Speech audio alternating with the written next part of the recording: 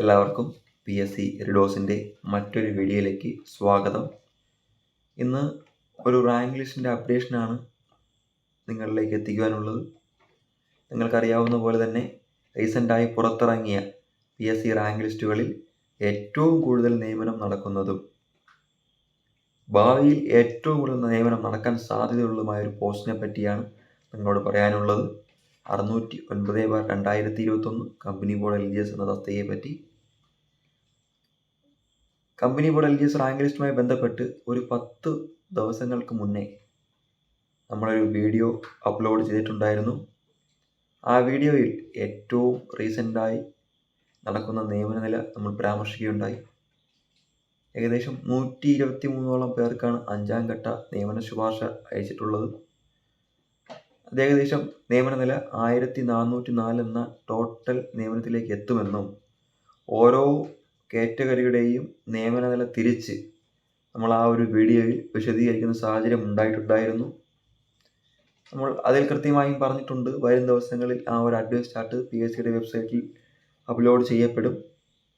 കൃത്യമായും ആ ഒരു വീഡിയോയ്ക്ക് ശേഷം 3-4 ദിവസങ്ങൾക്ക് ഇപ്പുറം ആ PSCയുടെ വെബ്സൈറ്റിൽ കൃത്യമായി ആ ഒരു അഡ്വൈസ് ചാർട്ട് പ്രത്യക്ഷപ്പെടുന്നൊരു സാഹചര്യം ഉണ്ടായി.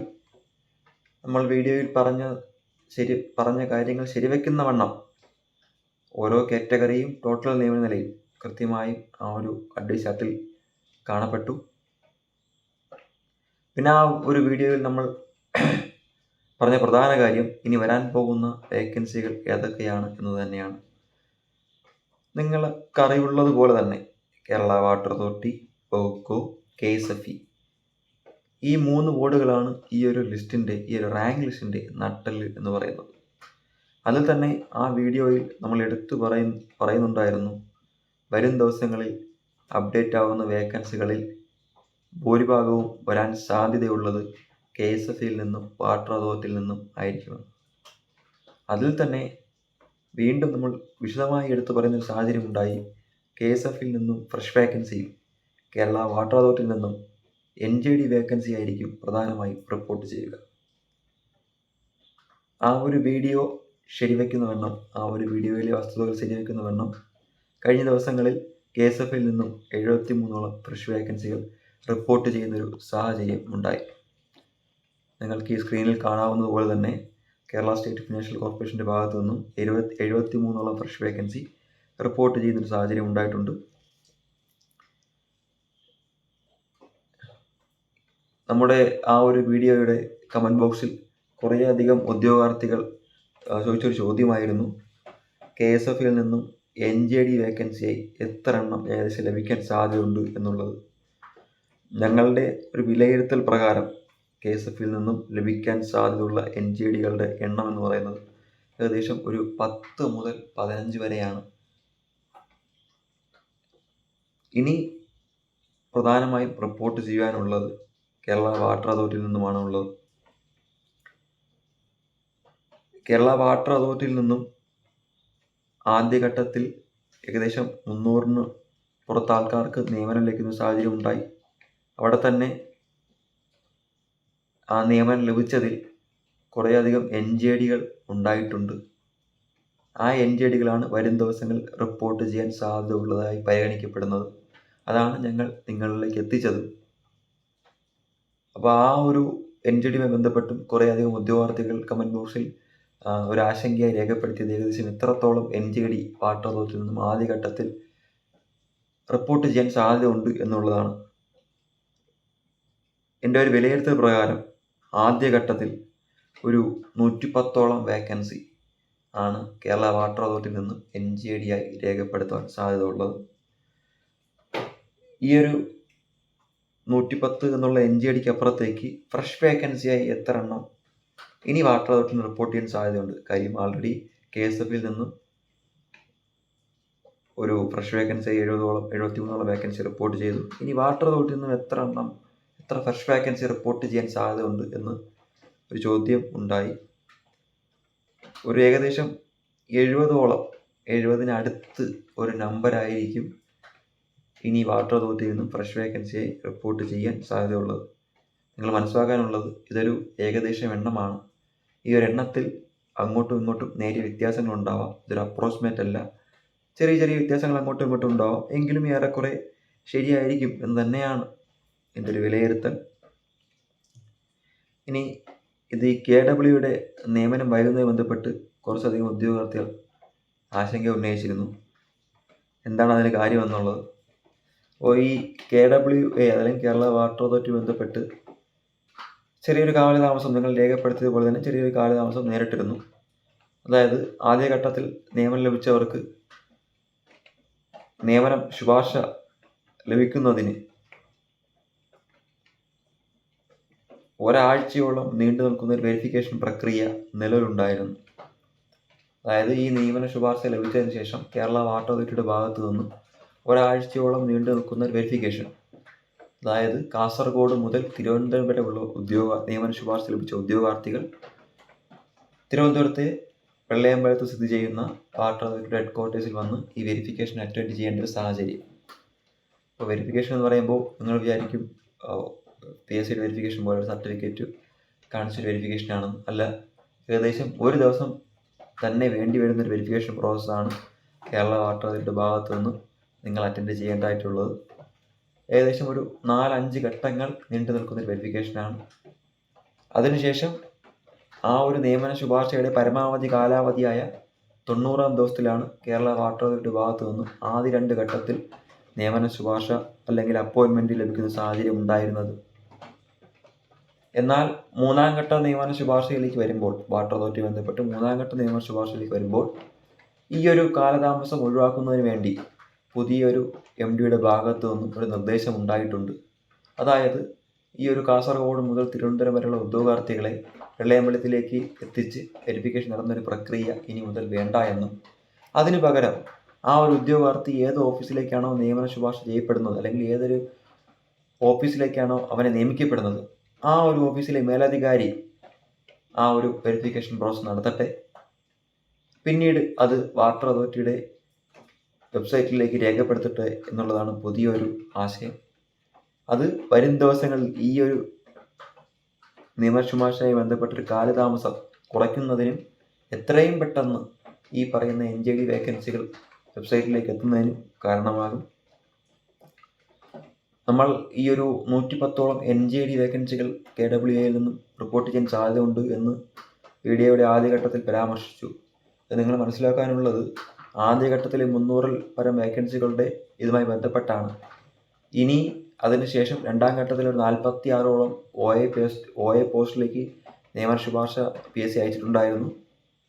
അതിൽ നിന്നും വലിയൊരു എണ്ണം ലഭിച്ചില്ലെങ്കിൽ കുറച്ച് NJD ലഭിക്കാൻ സാധ്യതയുണ്ട്. വലിയൊരു എണ്ണം പ്രതീക്ഷിക്കേണ്ട കാര്യമില്ല. കേവലം ഒരു 46ഓളം മാത്രമാണ് പോയിട്ടുള്ളത്. പിന്നീട് ഒരു 25ഓളം ലസ്കർ പോസ്റ്റിലേക്ക് നിയമന ശുപാർശ ഈയിടയ്ക്ക് പോവുകയുണ്ടായി. അപ്പോൾ അതിലേക്ക് ഞാൻ പറയുകയുണ്ടായി വെരിഫിക്കേഷൻ ഇല്ല എന്നുള്ളത്. അപ്പോൾ അതിൻ്റെ NJD മറ്റു കാര്യങ്ങളും കൃത്യസമയത്ത് PSC വെബ്സൈറ്റിലേക്ക് എത്തട്ടെ എന്ന് നമുക്ക് ആശിക്കാം. അതുപോലെ തന്നെ ഈ ഒരു മാനുഷിക പരിഗണനയ്ക്ക് ഭയങ്കരമായൊരു മൂല്യം കൊടുക്കുന്നൊരു സ്ഥാപനം കൂടിയാണ് ഈ കേരള വാട്ടർ അതോറിറ്റി. അങ്ങനെ പറയാൻ കാരണം ഏതൊരു ഉദ്യോഗാർത്ഥിയാണോ ഈ ഒരു വെരിഫിക്കേഷൻ പ്രോസസ്സിൽ വന്നെത്താൻ സാധിക്കാത്തത് ആ ഒരു ഉദ്യോഗാർത്ഥിക്ക് മാനുഷിക പരിഗണനയുടെ പേരിൽ വീണ്ടും 2 ആഴ്ചത്തോളം ഈ ഒരു വെരിഫിക്കേഷന് ചെന്നെത്താൻ കാലതാമസം നീട്ടിക്കൊടുക്കുന്ന ഒരു സാഹചര്യവും ഈ ഒരു ബോർഡിൽ നിന്നുണ്ടായിട്ടുണ്ട്. അത്രത്തോളം മാനുഷിക മൂല്യങ്ങൾക്ക് പരിഗണന കൊടുക്കുന്ന ഒരു സ്ഥാപനമായതുകൊണ്ട് തന്നെ പരമാവധി 90 ദിവസത്തിലേക്ക് നിയമന ശുപാർശ നീണ്ടുപോകുന്ന സാഹചര്യം ഉണ്ടായിട്ടുണ്ട്. ഇനി വരും ദിവസങ്ങളിൽ അത്തരത്തിലുള്ള ഒരു കാലതാമസം ഉണ്ടാവുകയില്ല എന്നും കൃത്യസമയത്ത് തന്നെ NJD വേക്കൻസികൾ PSC വെബ്സൈറ്റിലേക്ക് എത്തുമെന്നും നമുക്ക് പ്രതീക്ഷിക്കാം. ഇനി നമുക്ക് അടുത്ത് നോക്കാനുള്ള പ്രധാനമായി ബോക്കോയാണ്. ബോക്കോയെ സംബന്ധിച്ച് അവർക്ക് അവരുടെ സംവിധാനം അല്ലെങ്കിൽ അവർ ഈ ബോക്കോ എന്നുള്ള സംവിധാനം കൃത്യമായി നടത്തിക്കൊണ്ട് പോകുന്നതിന് ഒരു മിനിമം നമ്പർ കൃത്യമായും വേണം. അതിലേക്ക് എത്തുന്നത് വരെ അല്ലെങ്കിൽ ആ ഒരു സംഖ്യയിലേക്ക് എത്തുന്നവരെ അവർ കണ്ടിന്യൂസ് ആയ ഒരു നിയമന ശുപാർശ അത് നിങ്ങൾക്ക് ആ വെബ്സൈറ്റിൽ നോക്കിയാൽ മനസ്സിലാവും.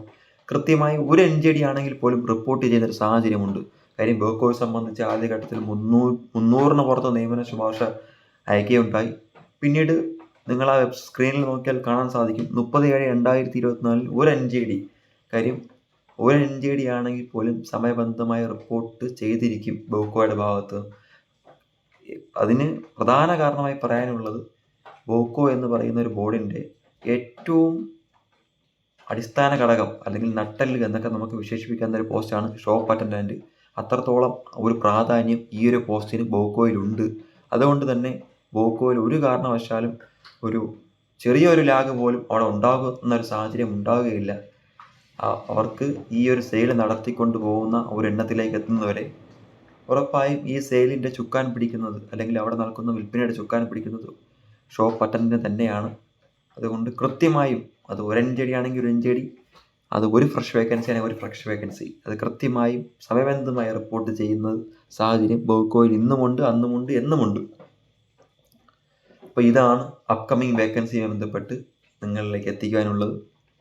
ഈ ഒരു വീഡിയോ നിങ്ങൾക്ക് ഉപകാരപ്പെട്ടുവെങ്കിൽ വരും ദിവസങ്ങളിൽ കമ്പനി ബോർഡ് LGSയുമായി ബന്ധപ്പെട്ട ഏറ്റവും പുതിയ വിവരങ്ങൾ നിങ്ങളിലേക്ക് എത്തിക്കുവാൻ ഈ ഒരു ചാനൽ തീർച്ചയായും സബ്സ്ക്രൈബ് ചെയ്യുക. കമ്പനി ബോർഡ് LGS റാങ്ക് ലിസ്റ്റുകളിൽ ഉൾപ്പെട്ട ഒരു ഉദ്യോഗാർത്ഥിയാണ് നിങ്ങളെങ്കിൽ ഉറപ്പായും ഈ ഒരു റാങ്ക് ലിസ്റ്റിൻ്റെ ആദ്യ അവസാനം വരെ ഈ ഒരു ചാനൽ നിങ്ങൾക്ക് ഉപകാരപ്പെടും. ഈ ഒരു ചാനൽ നിങ്ങളോടൊപ്പം ഉണ്ടാകും എന്ന് ഞാൻ ഉറപ്പ് തരുന്നു. അതിനാൽ എല്ലാവരും തന്നെ ഈ ഒരു ചെറിയ ചാനലിനെ സബ്സ്ക്രൈബ് ചെയ്ത് സഹായിക്കുക. ഈ ഒരു വീഡിയോ നിങ്ങൾക്ക് ഇഷ്ടപ്പെട്ടു എങ്കിൽ ഉറപ്പായും ഈ ഒരു വീഡിയോയെ ലൈക്ക് ചെയ്തും നിങ്ങളൊന്ന് സഹായിക്കുക. അതുപോലെ തന്നെ കഴിഞ്ഞ വീഡിയോയിൽ ഒട്ടനവധി ഉദ്യോഗാർത്ഥികൾ അവരുടെ ആശങ്കകൾ, ആകുലതകൾ കമൻറ്റിലൂടെ രേഖപ്പെടുത്തുകയുണ്ടായി. ആ കമൻറ്റിലൂടെ രേഖപ്പെടുത്തിയ ഓരോ ഉദ്യോഗാർത്ഥിക്കും പേഴ്സണലായി ആ കമൻറ്റ് ബോക്സിൽ അവർക്ക് മറുപടി കൊടുത്തിട്ടുണ്ട്. ഏകദേശം എല്ലാവർക്കും തന്നെ മറുപടി കൃത്യമായും കൊടുത്തിട്ടുണ്ട്. നിങ്ങൾക്ക് ഈ വീഡിയോയ്ക്ക് താഴെ കൃത്യമായും നിങ്ങളുടെ ആശങ്കകൾ, ആകുലതകൾ രേഖപ്പെടുത്താവുന്നതാണ്. കൃത്യമായും നിങ്ങളെ ഓരോരുത്തരുടെയും ആ ഒരു ആശങ്കകൾക്ക് ഒരു ചെറിയ പരിധിവരെയെങ്കിലും മറുപടി തരാൻ ശ്രമിക്കുന്നതാണ്. അപ്പോൾ എല്ലാവർക്കും കമ്പനി ബോർഡ് LGS റാങ്ക് ലിസ്റ്റുമായി ബന്ധപ്പെട്ട് പ്രവർത്തിക്കുന്ന എല്ലാവർക്കും ഈ ഒരു ജോലി ലഭിക്കട്ടെ. വരും ദിവസങ്ങൾ സർക്കാർ ഓഫീസിലേക്ക് എത്താൻ സാധിക്കട്ടെ. നല്ലൊരു ശമ്പളം ലഭിക്കുന്ന ഒരു തസ്തികയാണ് കമ്പനി ബോർഡ് LGS എന്നുള്ളത് നിങ്ങൾക്ക് എല്ലാവർക്കും അറിയാം. ഇത്രത്തോളം സാലറി പാക്കേജുള്ള ഒരു വേരിയസ് LGSും ഇന്ന് നിലവിലില്ല. അത്രത്തോളം വിശാലമായ ഒരു പ്രൊമോഷൻ വേക്കൻസിയും പ്രൊമോഷൻ സാധ്യതകളും സാലറി പാക്കേജുമുള്ള ഒരു തസ്തികയാണ്. ഒരിക്കലും ഇതിനെ ബോർഡ് എന്ന രീതിയിൽ കുറച്ച് കാണേണ്ട കാര്യമില്ല. അതിൻ്റെ ഒരു ദൈനംദിന പ്രക്രിയയും അതിൻ്റെ അടിസ്ഥാന ഘടകങ്ങളിലേക്ക് പരിശോധിക്കുകയാണെങ്കിൽ അത്രയും വലിയൊരു വിശാലമായ ഒരു സ്കോപ്പുള്ള ഒരു ഏരിയയാണ് ഈ കമ്പനി ബോർഡ് LGS. അതുകൊണ്ട് എല്ലാവർക്കും ശുഭപ്രതീക്ഷയോടെ ഇരിക്കുക. എല്ലാവർക്കും ഒരു ശുഭദിനം നേരുന്നു. വരും ദിവസങ്ങൾ നിങ്ങൾക്ക് ഓരോരുത്തർക്കും കമ്പനി ബോർഡ് LGSൻ്റെ വിവിധ ബോർഡുകൾക്ക് എത്താൻ സാധിക്കട്ടെ. നിയമന ശുപാർശ ലഭിക്കട്ടെ, നിയമനം ലഭിക്കട്ടെ എന്ന് ഹൃദയത്തിൻ്റെ ഭാഷയിൽ നേർന്നുകൊണ്ട് നിർത്തുന്നു.